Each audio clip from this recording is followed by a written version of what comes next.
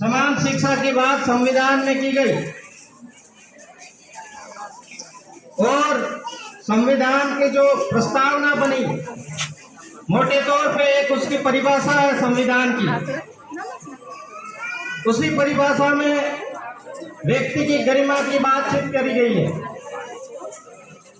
व्यक्ति की गरिमा का मतलब है इस देश में रहने वाला किसी भी वर्ग का व्यक्ति हो, चाहे महिला हो, पुरुष हो, बच्चा हो, किसी भी जाति धर्म मजहब का हो, उसको समान शिक्षा और उसके साथ समान व्यवहार किया जाएगा।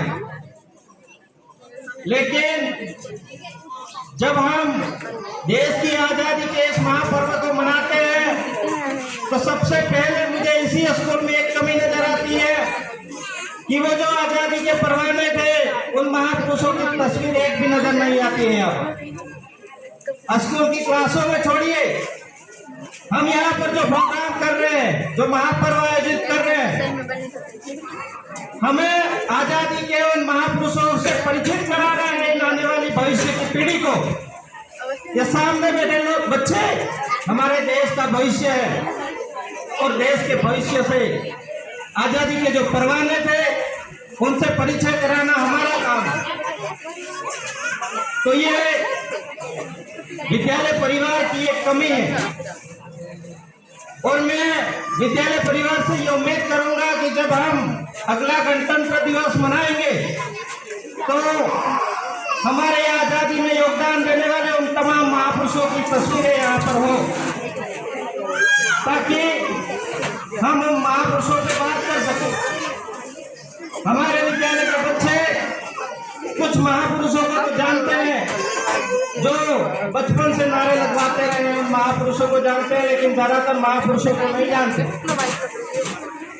हमें ये पता होना चाहिए कि हमारे देश के कितने महिलाएं स्वतंत्रता सेनानी हैं, कितने पुरुष स्वतंत्रता सेनानी हैं।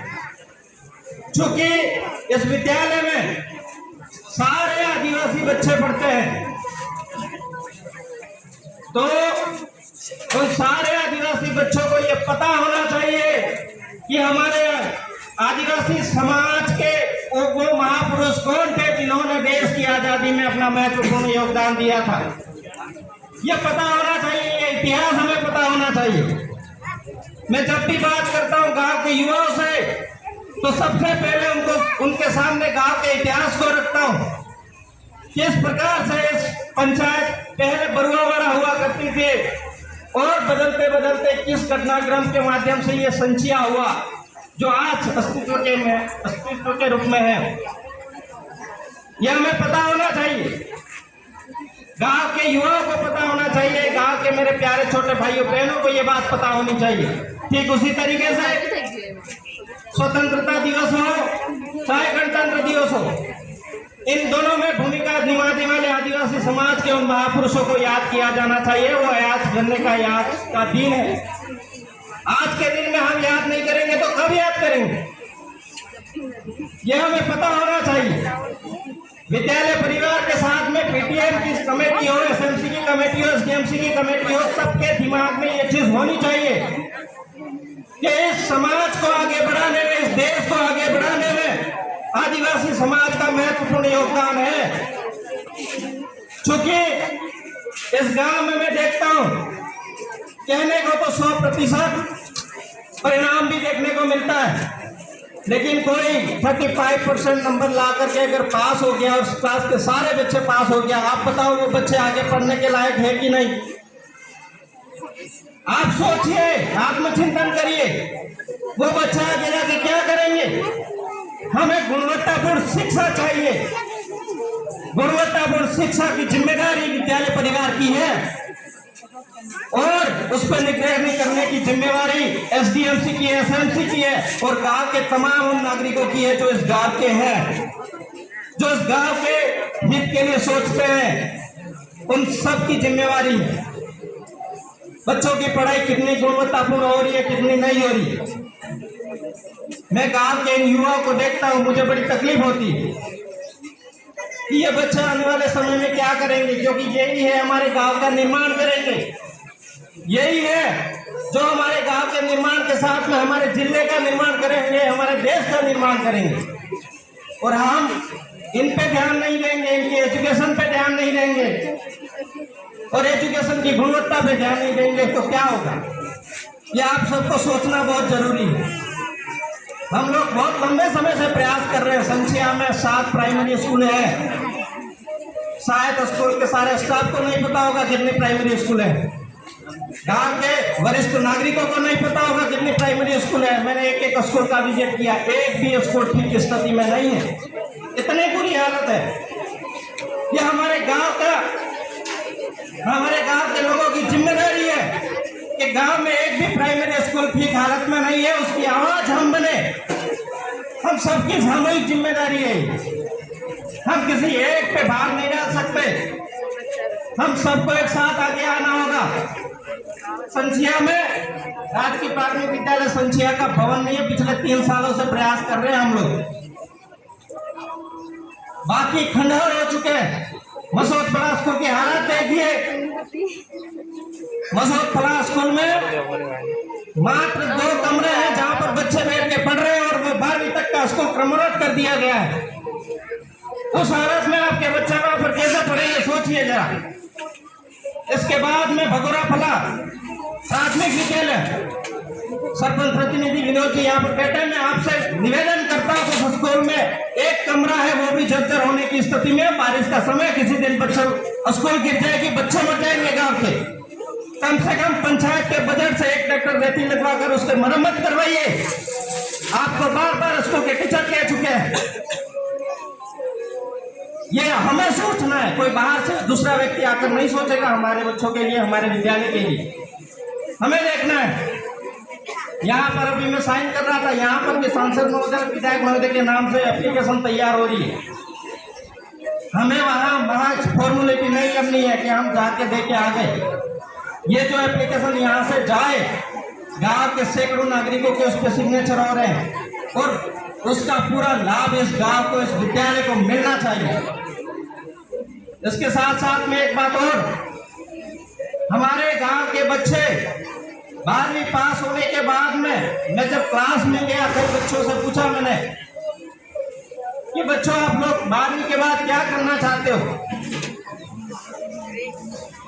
तो कोई छात्र कह रहे हैं कि हमें नर्सिंग करनी है। जो 12वीं का बच्चा है, सोचिए, जो आर्ट्स पढ़ रहा है यहाँ पर, वो नर्सिंग कैसे करेगा? उसे 10वीं के बाद में साइंस लिया होता तो उसके लिए वो बेटर होता। ये उदाहरण मैं दे रहा हूँ, इसलिए दे रहा हूँ क्योंकि बच्चों को 12वीं के बाद में किस फील्ड में जाना है ये नॉलेज ही नहीं है, उन्हें पता ही नहीं है। 12वीं तक कॉलेज जाते तक उन्हें नहीं पता है कि हमारी रुचि क्या थी, हमारी पसंद क्या थी, हमें काम क्या करना था, वो पता ही नहीं हमको। मैंने इस पे एक प्रशिक्षण दिया और उसी के तहत इस विद्यालय में प्रत्येक सैटरडे को, चूंकि आज भी मेरी क्लास होती है लेकिन आज हमारा स्वतंत्रता दिवस का महापर्व आ गया, हर शनिवार को मैं स्कूल में आकर 9वीं से 12वीं तक के उन बच्चों को गाइड करता हूँ कि 12वीं के बाद में उनको कौन सा कैरियर चॉइस करना है, किस कैरियर का चयन करें जो उनकी पसंद का हो, जो वो चाहते हो वाकई में उनमें उनकी रुचि हो, उनकी पसंद हो और उनको वो करने की क्षमता हो।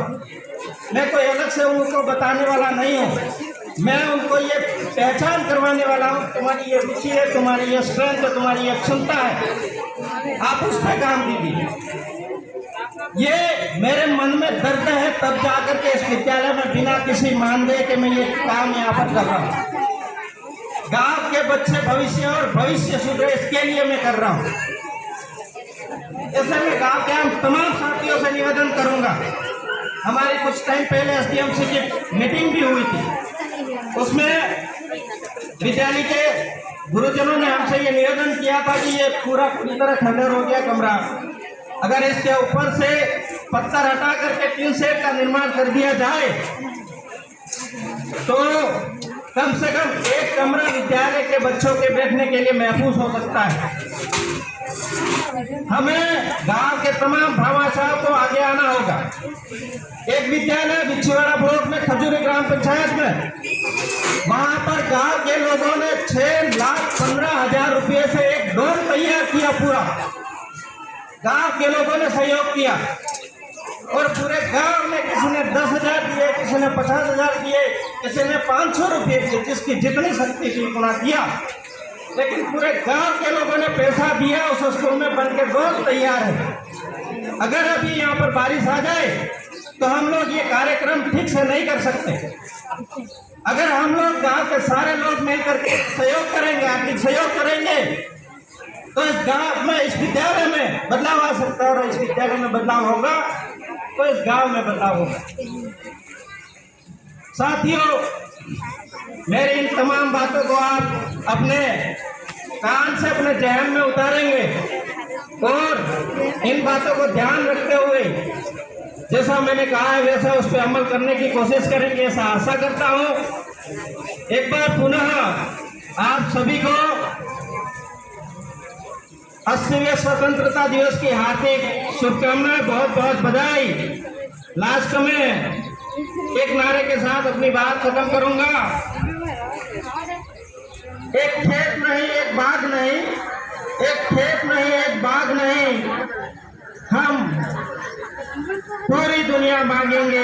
हम मेहनत कशिश दुनिया से अपना हिस्सा मांगेंगे, हम मेहनत कशिश दुनिया से अपना हिस्सा मांगेंगे। बहुत बहुत धन्यवाद, आभार, जोहार।